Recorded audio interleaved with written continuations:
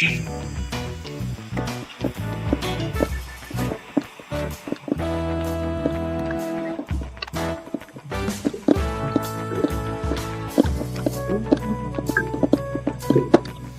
right now. Good evening to each and every one of you, and welcome. This is another adventure with Music Lovers Ltd. Yours truly, the King of Oldies, and my not my staff, but my fellow workers are here. We're getting ready to get into a good one. We have what's been billed as a hometown hero. Let me explain why I'm saying that. I'm explaining this, and I'm saying this from the deepest depths of my heart. I love this guy. We've been friends for a long time. But here's a gentleman who has toiled, who has worked his craft and perfected his craft on the, let's say, and I don't mean this in any disrespectful term, but on a lower level. Now he has perfected his craft and reached another level, the professional level, if you will. And that's where people like Gladys Knight, the Temptations, all of them are on the professional level. Yes, there are groups that are just as good. There are singers that are just as good. But if they have not ascertained that title to be in that level, then they are maybe a step down, the B group, the C group, whatever the case is. Neither one of them are bad. Nothing is bad about it, but it's just the way that's just the way it is. So my point is, we have a very good friend of mine. His name is Lawrence Newton, but everybody knows him in Philadelphia in the tri-state area as Weasee. So let me say, and I ask everybody to give Weasee a nice round of applause for joining us, my brother. It's good to see you, man. It's good to see you. It's good to be here. Thank you for having me. Absolutely. Well, we've been trying to track you down for a while. Let's jump right on into this because this hour goes very, very fast. Mm-hmm. The rest of the gang is going to introduce themselves and talk to you probably about their music. But let me go off script and say that one of the first times that I met you, you had on a bright yellow jacket. So you are a fashionista when you step out there alone, not with the group, because everybody doesn't dress like you in the group. But when you step out there, and I said to myself, this cat is awesome. If he wearing a jacket like that, I got to get one. Tell me about your fashion, Weez. Tell me about your fashion. Well, you know what? I am, this is how I define myself. I am my mother's child. My mother was a seamstress, and she made her own clothes.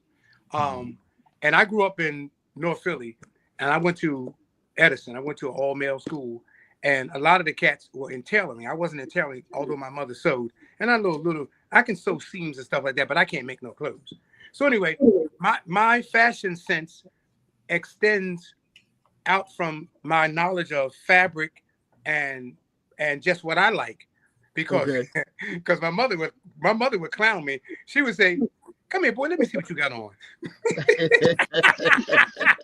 And then she would say, "You think you sharp." So, but all right.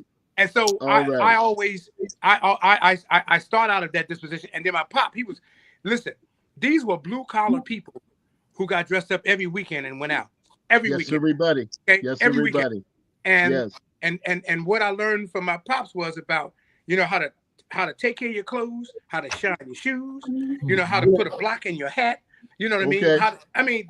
I mean, start to finish. I was ironing my own clothes at 8 years old. And I'm the youngest of my four siblings, the four of us. I'm the youngest. And guess what? Everybody had to know how to do it. So I've been taking care of my stuff since then. And I never wore out a pair of shoes. I can tell you that. I gave them puppies away. I never wore out a pair of shoes. Usually I outgrew them. I remember the first time I bought a pair of shoes on my own.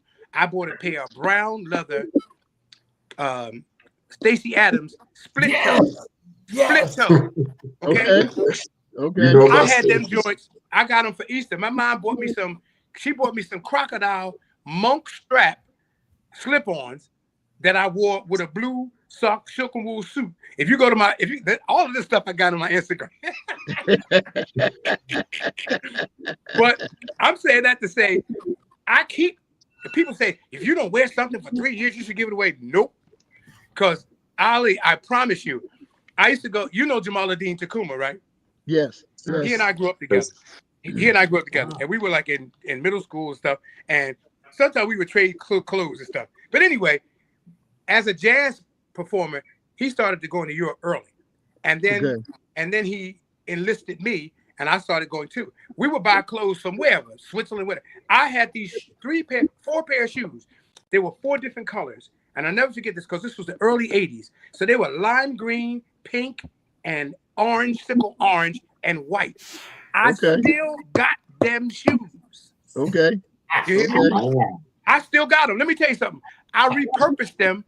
They have these soles called Vibram. You ever heard of Vibram? Yes. Yes. Vibram. And the young people were taking them and putting them on Timbs. Well, I was already. Here's the thing about this. when I come across, and young black men don't compliment each other. They don't do that. They're not cultured in that way. Right. But when I'm telling you, when I hear a young cat come up to me and say, "OG, hey man," he said, "Man," and they always have to preface thing by saying they didn't, before they would say no Diddy, they would say no homo. In other words, they couldn't give you a compliment as a man without first saying that. That's a sad state of affair, but that's a whole nother conversation. I said all that to say the young boy told me, he said, "Hey cat," he said, "Listen, OG, I peeped your style, man. I see how you come in, man. You got your messenger bag, man, and your swag is on, all of that." Like, and I'm saying that to say, if a young brother says something to me like that, and if acknowledges that, it's a safe space. And I need him to understand it's a safe space. And like when I walk the streets, like I said, I'm from North Central Philadelphia. I make eye contact with people. Yeah. And I especially make eye contact with men. Okay. Yeah. And unfortunately, I got to make eye contact with the young cats because you don't know what their intentions are. Okay. Yeah, that's true. And that's very true. And we built like this. So, but I want you to know I'm a safe space. So you can talk, hey man, you can come, hey, it's good.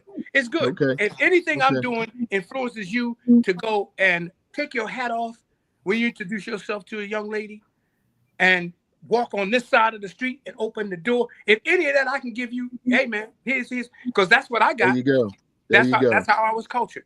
So anyway, long story short, back to my mom influencing my style. It started there. And then I had this ravenous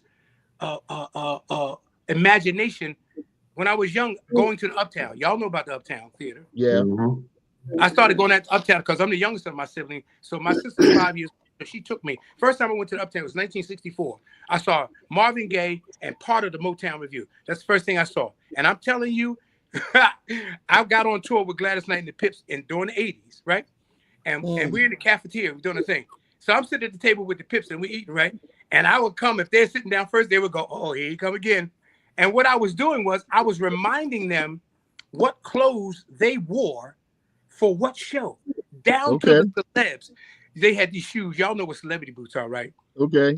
Right? Yeah. Ali, I know you know, right? Yeah. Well, we called them celebs. Right. And I told them, I said, y'all had on brown silken wools, y'all had on yellow high boys, yellow straight ties, and y'all had on suede celebs. They was like, every day I come in, they be like, "Boy, how you remember this?" That's awesome, man. That's awesome. That's awesome. I remember it. So I'm just saying the impact.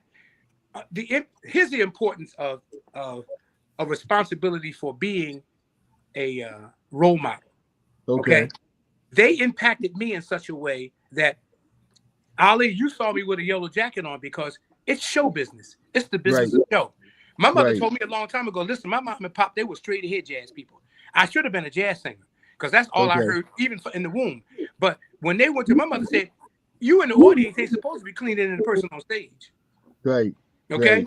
Right. So it's you know what I'm saying? So even though I was in a self-contained band, UGO, we do the t-shirts, this and that, whatever. But there is a presentation that needs to be made because it's what this show is. Business. It's show business. It's show business. That's what it is. That's what it is. Well, look, Wease, let me back out of this because you and I'll be on this phone for the next 7 days talking. We will. Yes, we will. So let me introduce the rest of the gang. Professor, why don't you come on in and get started, please? Hi, Mr. Newton. Hi, my name Weasee. Mm-hmm. My name is Sharon. They call me Professor. Hey, Professor. And it's a pleasure to meet you. My pleasure indeed. But I have a question. Yes, dear heart. If you didn't have this career, what would you be doing? Ooh. Teaching tennis. Because that's what I do. And I've been teaching tennis for the last 28 years on a humbug. Yeah. And so if that's what because for 9 years, I wasn't doing performances. I was not performing for like about 9 years, because I was so disenfranchised and disenchanted with the business. I was teaching tennis. And if that's what and that was by accident, because a friend of mine, he was a coach of a college, and I played with him all the time. We would practice, and he asked me one summer. I was with Eugene Wild at the time, and the tour had dates that dropped out through the summer. He asked me if I wanted to teach tennis. I said, "You gonna pay me for tennis?" Okay. So, and that's 28 years ago. So I've been doing, and I still do that. Yeah. Wow. Okay. Good question. Good question. Thank Come on you. in, Drew. Thank you. Hey, what's up, Weasee? Good to see you and talk to you again, man. Yes, indeed. I remember your days at UGO. My first time seeing you was at Warm Days, I believe, because you guys ended up being regulars there. Yeah. And I didn't know you at the time, but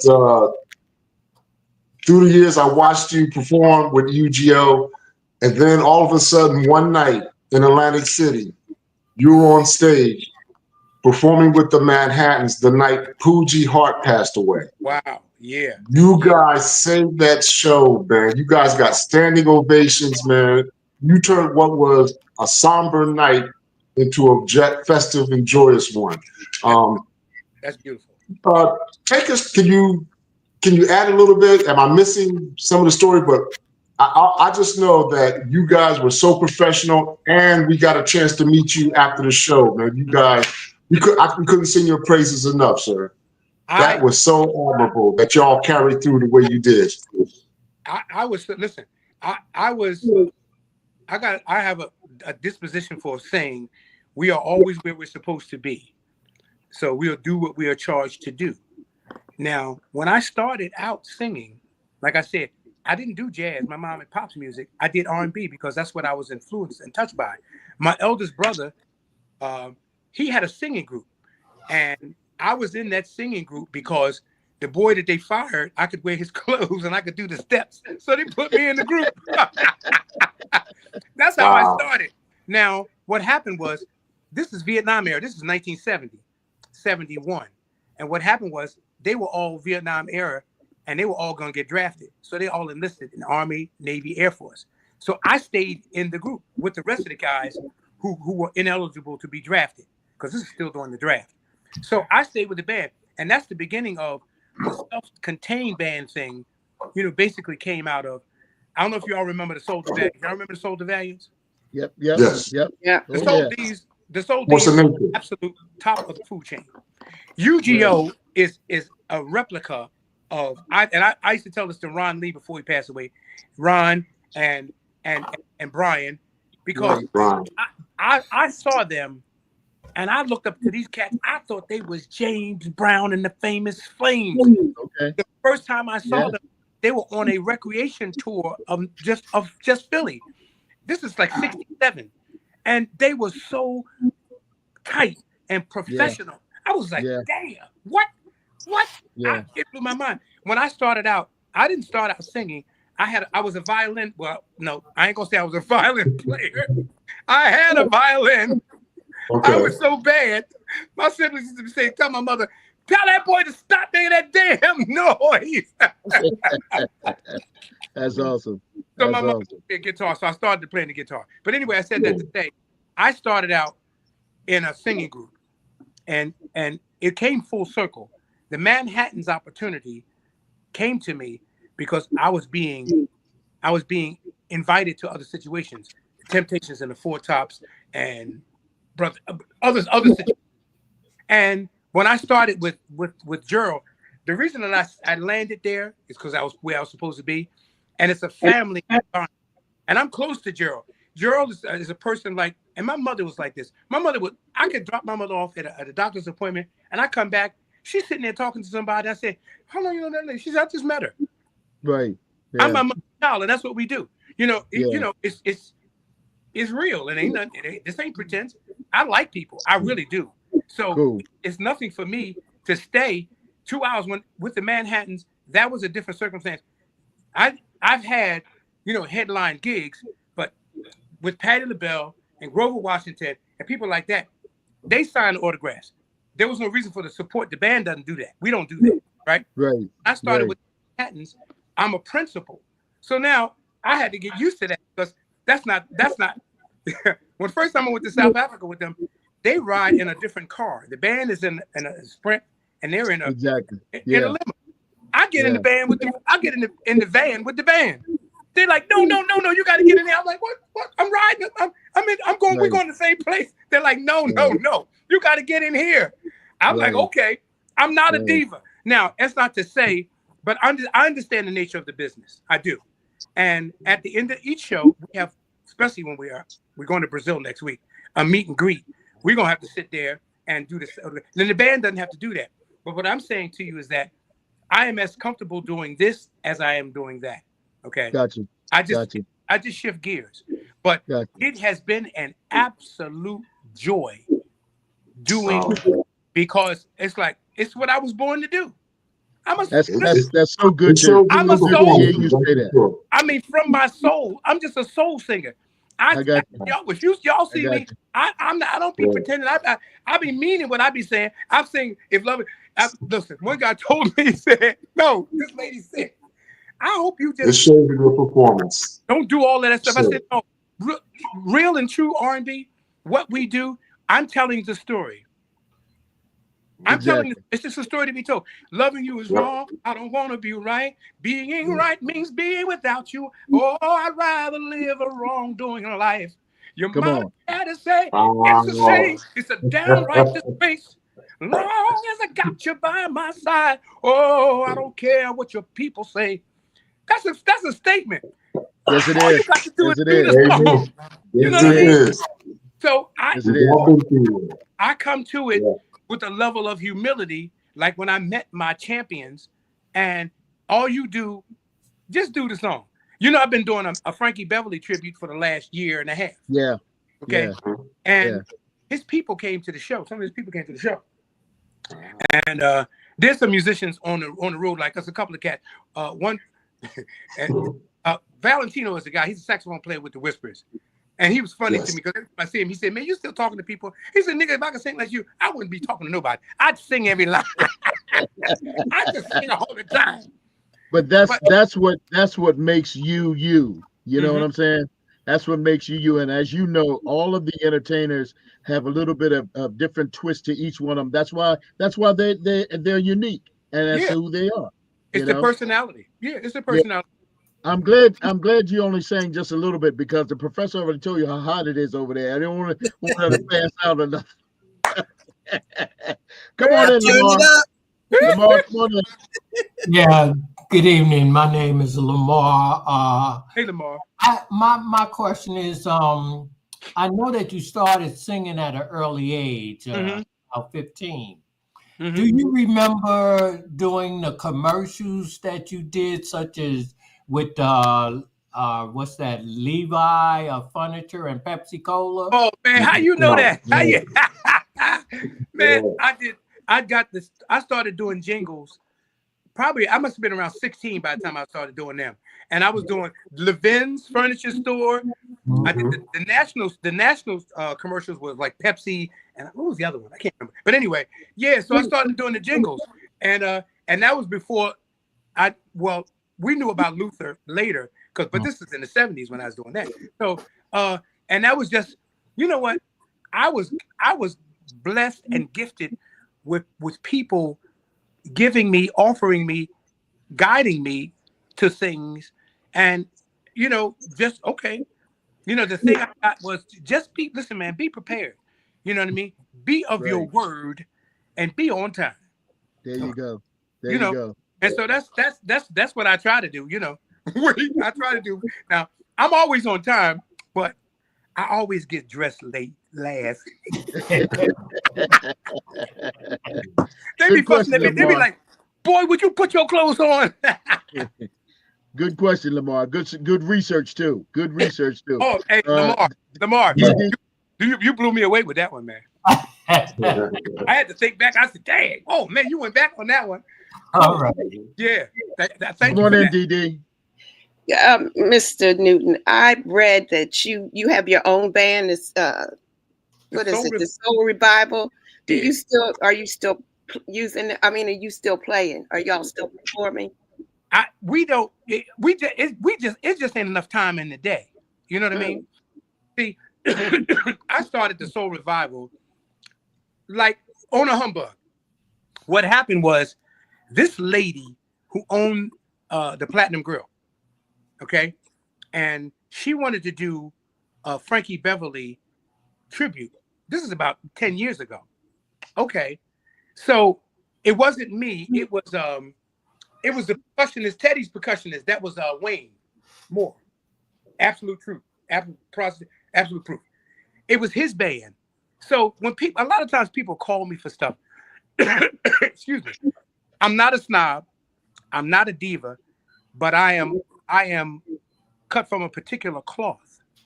So there's things that I'm not going to do because if y'all, I don't. It's not because let me tell you something. I would do this for absolutely no money. Okay, this is about bringing the sincere replication of whatever it is that you're trying to do. This is what this is about. So anyway, long story short, this cat called me for this gig, and he told me. And then I always ask what musicians, because I know a lot of the Philly cats. So I said, "Who's on the gig?" He told me he mentioned that. I said, "Oh, okay." Now a lot of times with me, it's either a string player or a keyboard player. If those people are cool, then that means melodically, I'm gonna be able to make something happen. Well, in this case, the guitar player, I ain't gonna name him. He said, "Yeah, I'm doing the gig." I'm thinking that he didn't put this band in check. Do you know these jokers didn't know none of that? How you don't know Frankie Beverly songs? I don't know. I was like, what? I'm humming the bass line. I almost took the bass from the bass player and said, "This is the bass line. What are you doing?" So that's what started me to do that Platinum Grill run. I did that run for 8 years. Okay. Every second Tuesday of the month, the Soul Revival was at the Platinum Grill, and we were doing it for the love. It didn't have nothing to do with money because this cat came up. I'm gonna call this name. This cat came up from Kelsey's, that place down in Atlantic City. Yeah. He came up with another guy, and he said, "I got $500 right now." I booked this band. I said, "You gonna give me $500? Because you can't get this band for $500." Right. I said, "Here's what we're not going to." Listen, my brother. I appreciate you for coming. I'm glad you did, but I'm not going to waste your time, and you're not going to waste my time. We're not even in the zip code. So all of those things, places like that, unfortunately, and it's legend. And I know I'll get off in 10 because y'all know I got attention deficit, so I wander off. So stay with me. But one of the bad things about Philly and like other metropolis major cities, the venues don't like to pay musicians. Don't pay me like I'm because I'm not a DJ. Okay. And so that was one of the other reasons that I stayed away for 9 years. Okay. Because you have to know, you listen, in this business, you don't get your worth, you get what you negotiate. Yeah. Okay. Remember that? Okay. Right. So if it ain't, and I'm not gonna argue with folks. It's like, okay, well, this is what it is. Okay, yeah. Can't do it. I'll go home. You know what I mean? I got stuff I can do. Listen, I like science. I like science fiction, old science fiction. Every Saturday afternoon, I be waiting for Ben Goody to come on so I can watch them black and white. I'm a happy camper. I do. I love it so much. But that's where we started with the Soul Revival. And from time to time, people will call me and they said they wanted to do a reunion. And for me, it's just a time thing. If there's time to do it, I would absolutely do it because it was so gratifying. You know what I mean? It was so, music is healing. You know? Yes, it is. Oh my goodness. It is, brother. The thing that you get, y'all know it. We get this. You preaching to the choir, bro. You preaching to the choir. See, Ollie Hackett. Let me tell you something about Ollie Hackett. Ollie Hackett is one of the last of the Mohicans as it relates to being gatekeepers with this music. Yeah. Always has been. Always has, and we have to have that because our folks. Listen, we're in the fourth quarter now. I don't know about y'all. Now I'm gonna be this age. Listen, I'm gonna be this age. I'm gonna tell y'all a funny story. Early on, I was 55 years old. My girlfriend at the time was 28. Okay. Wow. So she was brilliant. You know, she said to me, she said, "Well, you know what? We're the same age." I said, how you figure? She said, 8 and 2 is 10, and 5 and 5 is 10. We're the same age. I said, I can go with that. Let me tell you something. Up until this very year, I have been putting my two numbers together. Now I'm 69. How much is 6 and 9? That's what I'm is. That's what I'm is. Okay? That's what I'm is. Because when them folks are you old, my grandfather used to always tell me, he said, son, once a man, twice a child. There you go. There you go. There you go. Internally, there you go. That's a true statement. It has true statement. And it's never going to leave me. Because I daydream with the best of them. There you go. I can daydream. So we don't went around the horn here. We're gonna go back around the horn again because I want to get some more responses from Drew and the professor and D and Lamar. But let me just ask you this real quickly: how much of an adjustment? And I pretty much know the answer because I know you. How much of an adjustment is it going from the level of UGO into the level of the Manhattans? It's no adjustment at all. It's like a gear change. It's a gear change because it's no adjustment at all. Because all of the music, all of the level of proficiency, all of the level of professionalism, it's no adjustment at all. You know what it's like to me? It's like I've never been an actor, but I can empathize with their craft. Like I have to do. Because when I started with UGO still does a lot of corporate events. We do all kinds of music. You know what I mean? And if y'all remember, back in the day, we didn't have WDS and WHAT 7 days a week. We only had it Monday through Friday. Mm-hmm. Right. Saturday and Sunday. So in those times, we listened to what? Wibbage. That's all in white songs. Right. And so, you know what I mean? So everything, and I think if you can get people, or if you get people, children, adults even, to understand that everything that has come to you for a reason. Now, everything ain't life-changing, but there's certain that are, like I don't read for entertainment. I read for information. Okay. Gotcha. Gotcha. I'm like, oh, wow. But my imagination is vivid.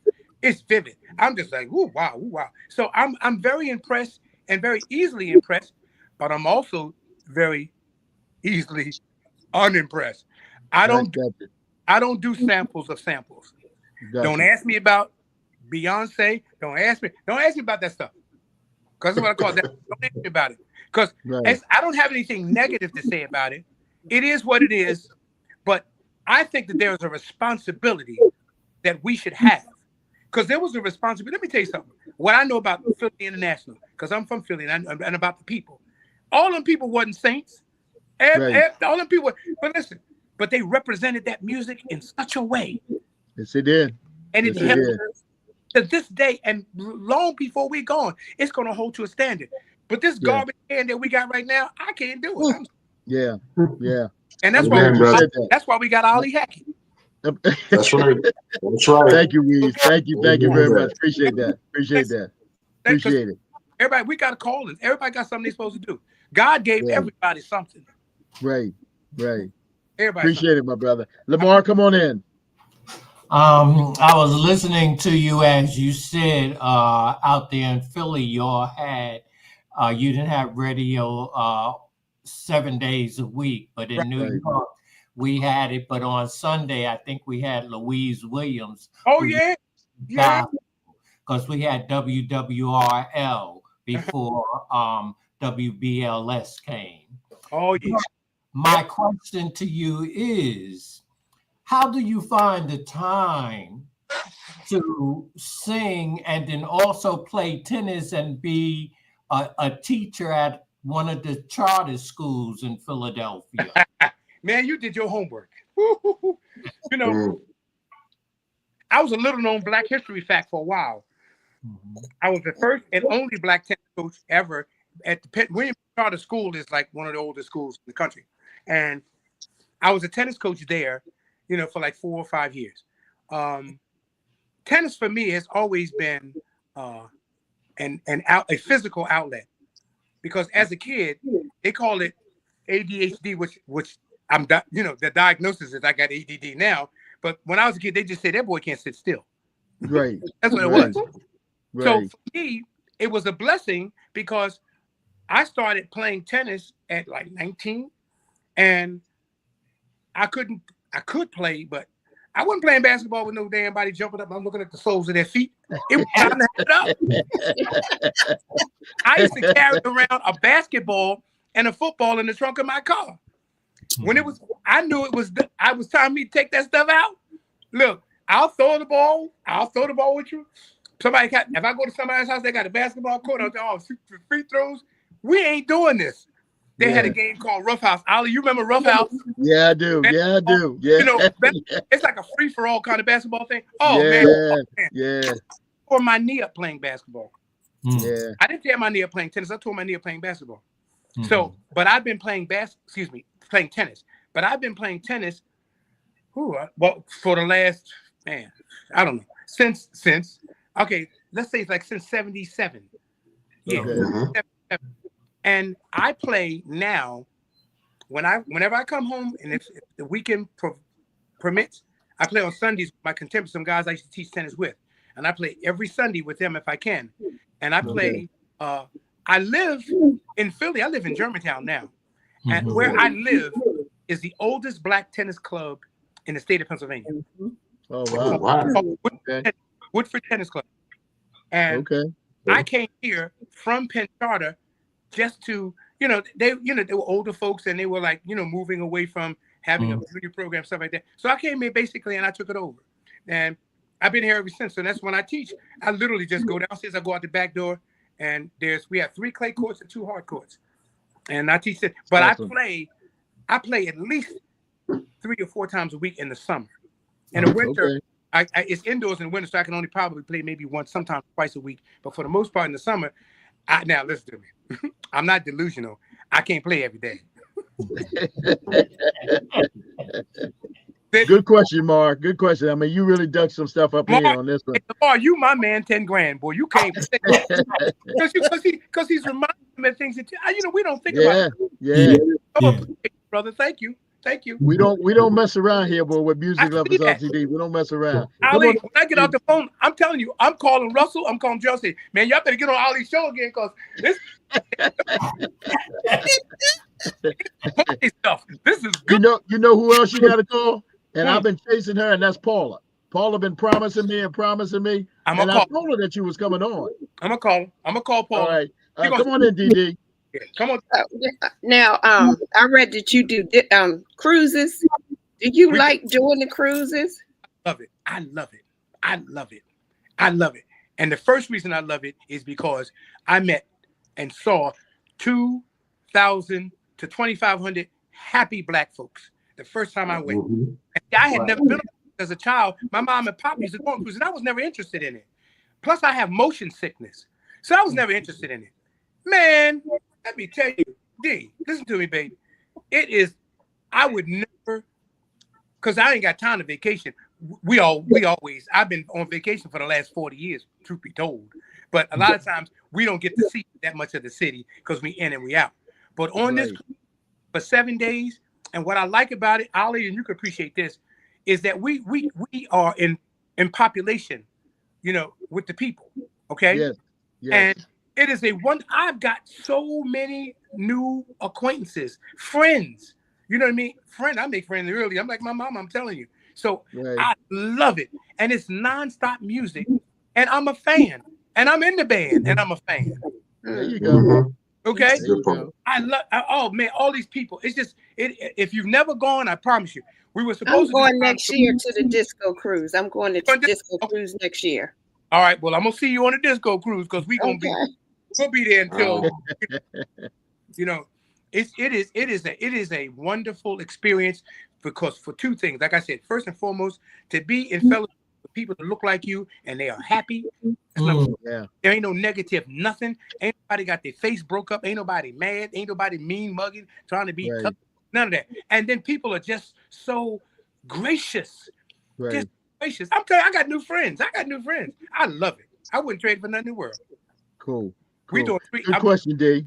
Yeah. Good question. Good question. I'm gonna need you to call Henry, because Henry's been promising me for the last 7 years that he Okay. wants me to go on a cruise. I ain't been nowhere yet.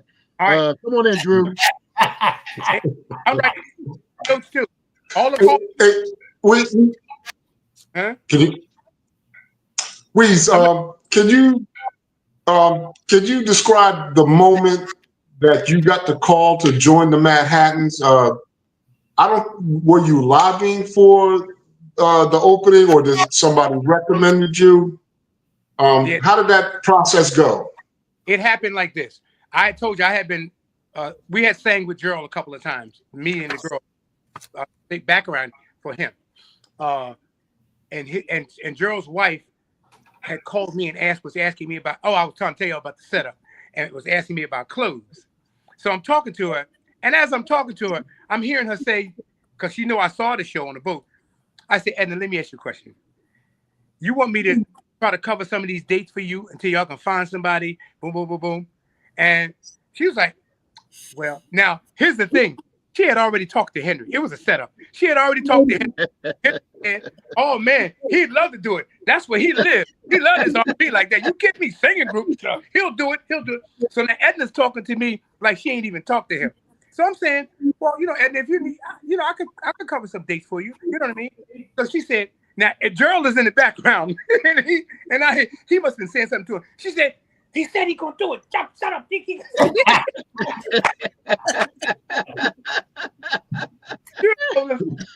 I absolutely love it, and I'm gonna tell you something, because you can talk about me. I'm not gonna talk about myself. We're doing this. I love to be able to do this. And I love to tell the story, but I'm not. Right.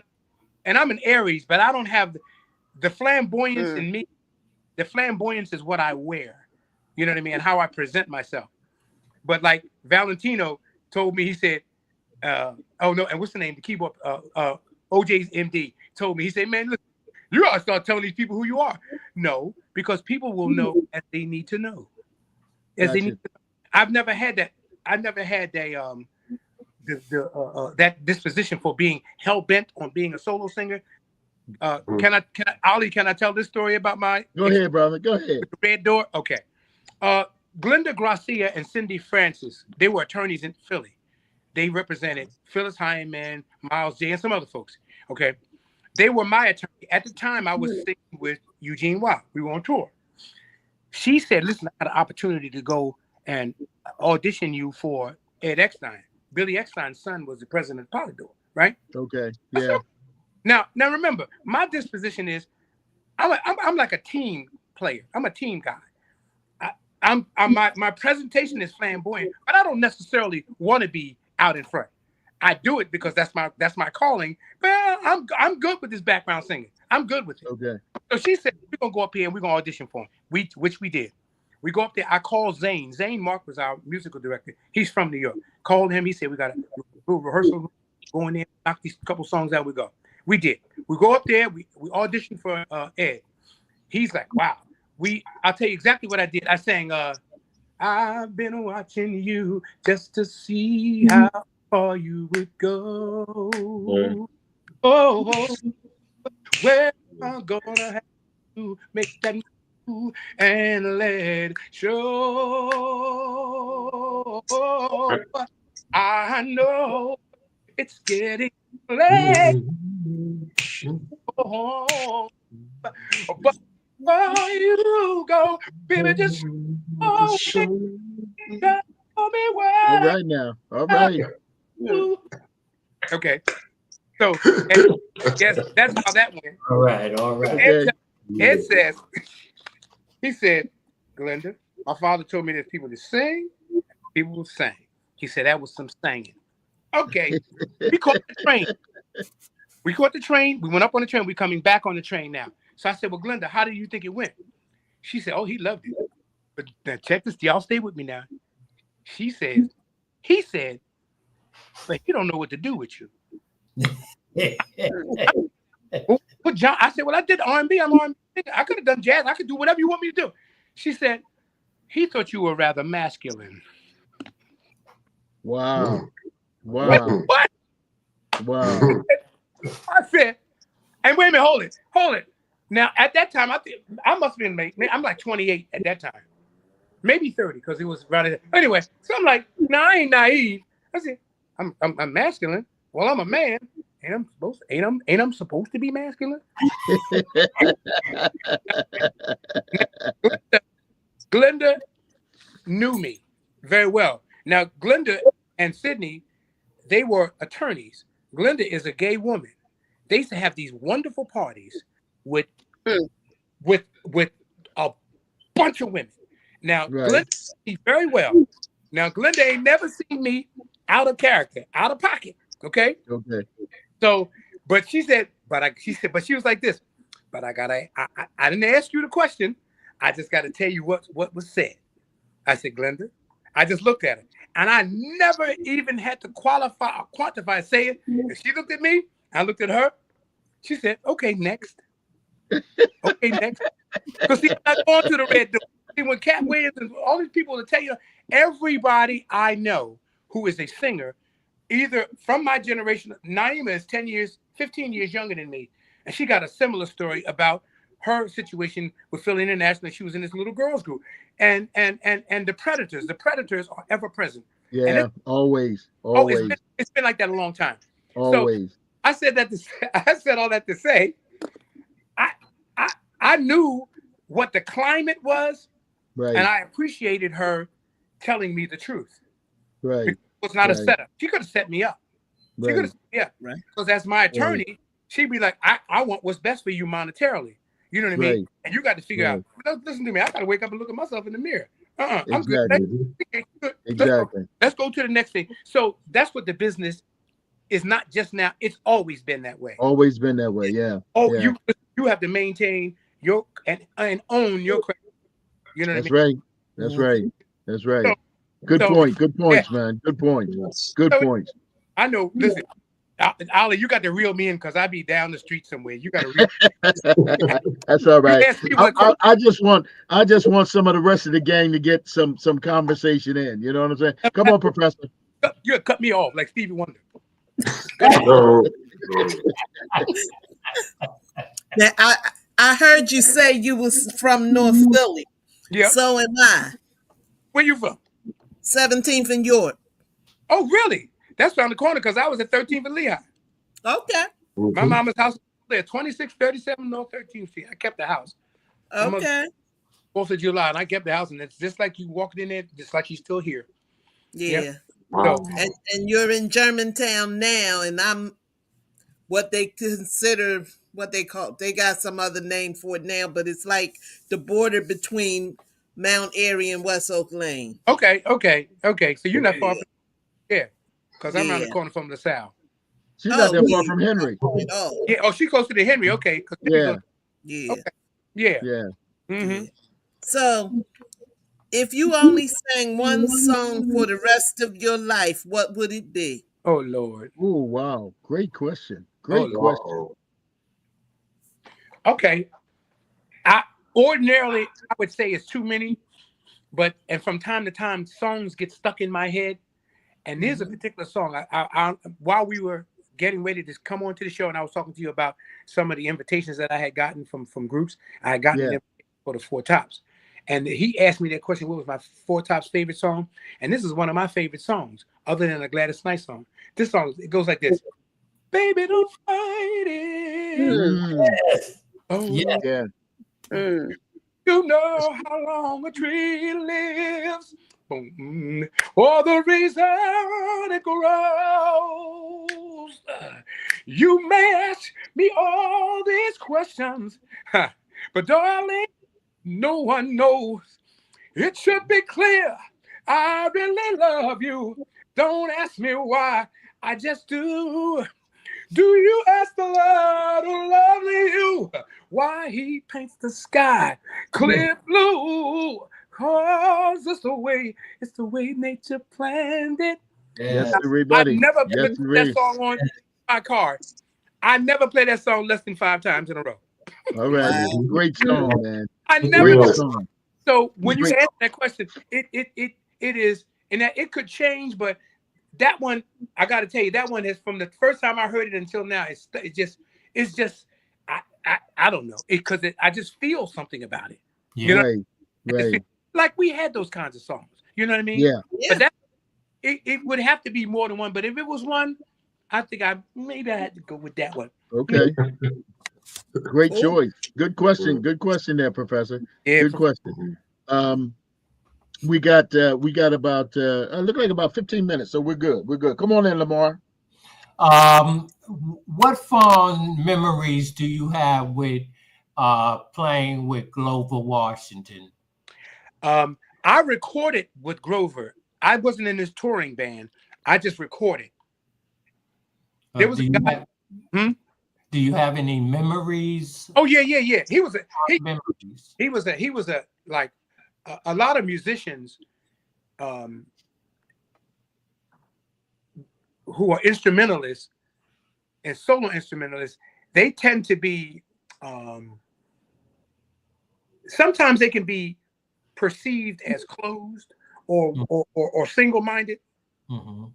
But they're really not. What they are is they tap into you, or you tap into them from, like, all of us right now, we are vibrating on the same level right now. Our vibration is the same. And it's because Ollie Hackett is the receiver, like radio sender and receiver, and we're receiving these vibrations, this energy. With those cats, and with him in particular, like that session, it's funny because I didn't even know Paula Holloway at that time, because this is more than 30 years ago. Paula sang on that same session, but we just sang at different times. But he was a beautiful cat, beautiful spirit. I mean, you know, a lot of them guys are like that. He was a beautiful spirit. A lot of the Philly cats are like that. You know what I mean? And jazz cats tend to be, they can appear to be single-minded and solitary, but they have a lot going on in their heads. Yeah.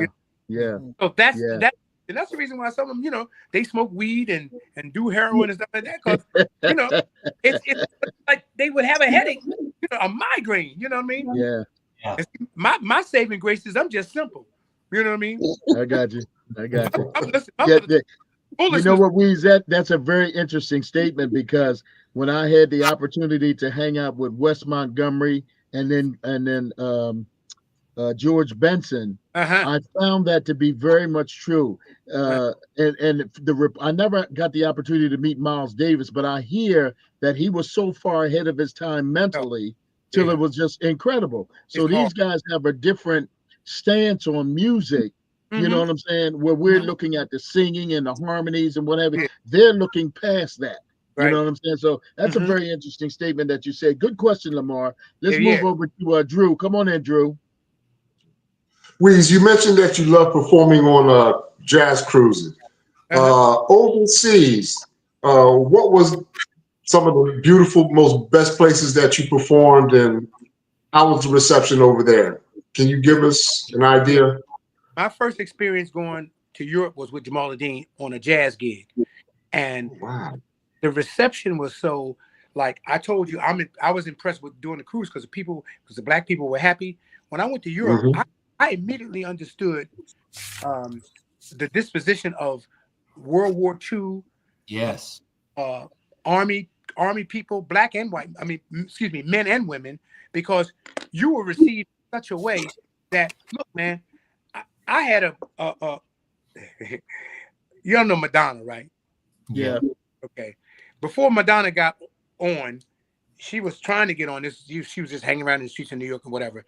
She had a rich girlfriend. Her name was Mara Paul, and she was a junk jewelry designer. She was rich, you know. She told me. She looked at me. She said, she held my face like this. She said, "The black man is like the God." Now, you can't take a Negro from North Philly.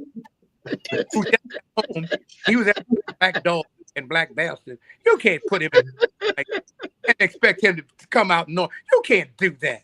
So you know why Josephine Baker went to Paris and was the queen of Paris and was she was like, and from almost 100 years, almost 100 years later, we still know her name and her impact.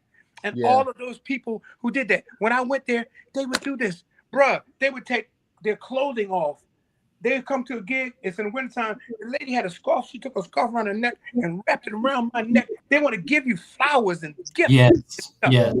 And it was so weird because listen, a lot of them were so apologetic for the nature of, we know the colonialists and what they were. And some of them are so, all of the ones I came in contact with were so almost apologetic for their national exploitation of the rest of the world, that they would go out of their way to make you feel like this is how to do you. I mean, and when I went to South Africa, I'm glad you asked that question. First time I went to South Africa, they received, the Manhattans had been going for 30 years already. 3 generations of people know that music. And the music was going on during the time of apartheid, which was a saving grace for them. Music is with us, even here in the States. It got us through the 60s and all of that. Okay. I met this one brother who from South Africa, and it was a brother from Chicago who was the promoter. So the joint, I met this brother Tulani, and I said, him and his wife, I sat there and talked to them that night we first got there. And I'm talking to him, and I said, listen, man, all right, look, I'm home now. I need a name. I need a cultural identification. He looked at me, he said, brother, I'll get back to you in about 45 minutes. They had a reception for us and everything. 45 minutes later, he comes back and he looked at me, he said, Jabulani. Wow. He said, it means joyous, jubilance. I said, my mom would have gave me that name. Shit. Yes. So here's the rest of the story. So a couple days later, we go to the city that we're going to perform in. These people, it's 2,000 people that outside waiting. They had been there since that morning. It's 4:00 in the afternoon now. And the place holds about 8,000 to 10,000 people. So they had been outside so long and it was hot. They let those people in. I'm at the sound check. Gerald and Troy, they didn't come. I'm with the band because, I hangs with the band. So, so Justice is the music MD. He starts, and Justice was a troublemaker. He was, do this song. So he starts playing, Can we talk for a minute? Girl, I want to know your name. So he went from there to all I do is think about you. So the 2,000 people were there usually sound checks are closed. Now these people are there. So I'm doing the microphone test and I'm checking the microphones. So I tell the people, I say, hey, I'm here. I came home. I'm here. And I say, my home name is Jabulani. And yeah. We come back that night and Gerald introduces us like he does. He introduced Troy. Then he introduced me. I walk to the edge of the stage and they go, wow. And Gerald's looking at me. They go, what did you do? What is going on? Because see, they don't know that I done been there at the sound check and I done gave them people a mini concert. Right. So the reception is, listen to me. Those people come to you in tears. Yeah. Yes. You hear me? When I go back, and next week when I go back to Brazil, there's 10, 15 people that have been in constant contact with me. When we come, you can make sure they have been touched. 1, 2, 3 generations. When I was coming back from South Africa, there was a young lady. This sister was only 20. She wasn't 21 yet. She was coming to the States to work at Disney. She was by herself. And the rest of us, the band, we're traveling. She said, I said, are you all right? She said, yeah. I said, listen, because don't worry about it. Because my mind is always protection. You know what I mean? We're going to take care of ours. So just so you see all these hard heads right here. Don't worry about it. She asked me, are you guys something? I said, yes, the band. This is the Manhattans. She says, the Manhattans? I said, yeah. Everybody over there, did you say that to? They start telling their stories, and then she's 20 years old. So her mother, and her grandparents all know every song. I'm not surprised, bro. I'm not surprised. And that's how our music, they don't let us know. That's how, see, what we export now is garbage, sadly to say. But the good part about that is the things that we did from Motown to the Sound of Philadelphia to the shows, all of the stuff that we've done that they have. Because let me tell you about them Japanese. They will replicate your ass in a New York. Yeah, You hear absolutely. me? Yeah. But Yes, they will will. replicate you. But when you come there, they will bow. I'm serious. They will bow down to you. Yeah. They want you to sanction them. They want you to touch them and say, "Job well done." That's how that. Exactly. Yeah. And so Yeah.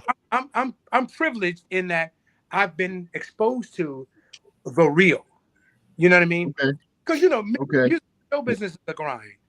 I'm Okay. glad that you have had the opportunity to share some of that with us. We have had obviously different artists on who have echoed the same thing that you have. We got a couple of quick minutes, so I want to get the professor and DD in here before we shut down. Go ahead, DD.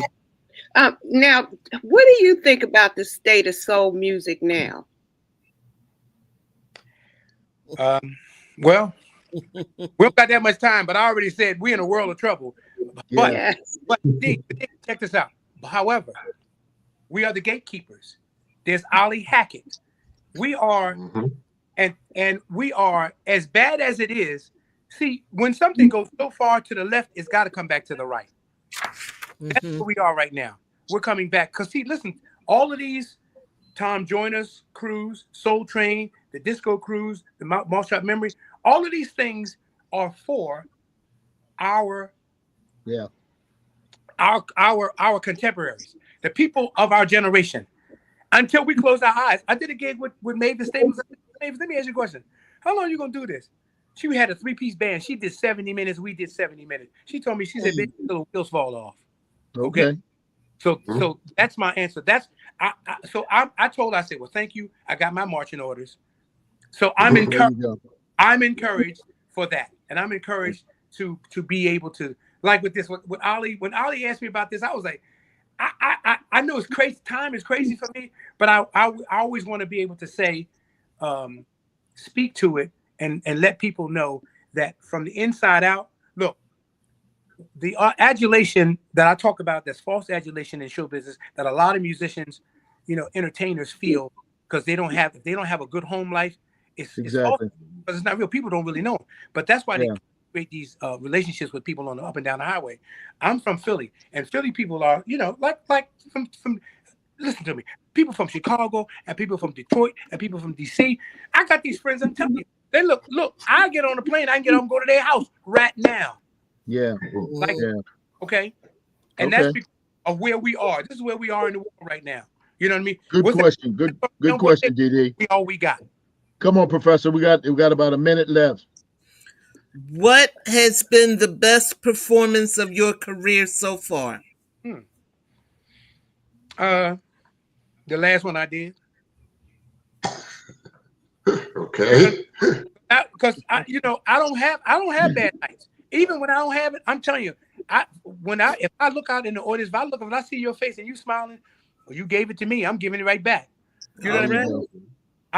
That is because I've been with some of the folks that I've been with. I wanted to say one thing about nobody asked me a question about influences. I've been influenced by some of the people, and Gladys Knight was a person that from a vocalist perspective, who most influenced me. It wasn't so much it was her, because when she sang, it touched me. Yeah. She sang it touched me. And I told her that. And Patti LaBelle too, but differently. Gladys was the one. She touched me. Okay. So a lot of, and with some people, Nancy Wilson talked about little Jimmy Scott being her. Yeah. Now we talking. A lot of people that I hear, but I'm telling you that I can say without pause, Gladys Knight was my inspiration from a vocal perspective. Awesome. Listen, my brother, I'm going to be redundant and say how much of a pleasure it was to have you here. We're going to have to carve out some time in the future and get you back on again to talk about this. I'll come. You know what I'm saying? Love you much, and of course I know that we will be following your career. You know that I do. Yes. You've got some friends here with Music Lovers Ltd. But I need you, if you would, make a couple phone calls for me, because I got to get some of these Russell and Paula and Gladys and some of these people on. Ladies and gentlemen, Mr. Lawrence Newton has been our guest. We know him as Weasee. keep next week at this time, we will have the legendary Mr. William Bell here talking about his ride at Stacks. So that's going to be a very, very interesting conversation next week. My TV show, and also I'm going to be live in the WPPM studios. I'll be live in the studio next week. I'm going to try to go back to that a little bit. On my on my TV show next Wednesday, it's going to be a gospel show. Please tune in if you can. And also on RTR Thursday night show, the topic for the chat room will be The Angle. You don't know what it is? You got to tune in and find out what it is. The Angle. That's what we're going to talk about. Listen, it's been a great one. Everybody have a great weekend. We got to get going. I got to get to work. Weasee, I love you much, my brother, and I'll talk to you soon. And everybody get my number from Ollie. Everybody get my telephone number from Ollie. Cool. All right, let's stay connected. All right. Okay? All right. All right, my brother. Take care. I love you. Thank you. I love you. Oh, thank you so much. Thank you. Thank you. Great question.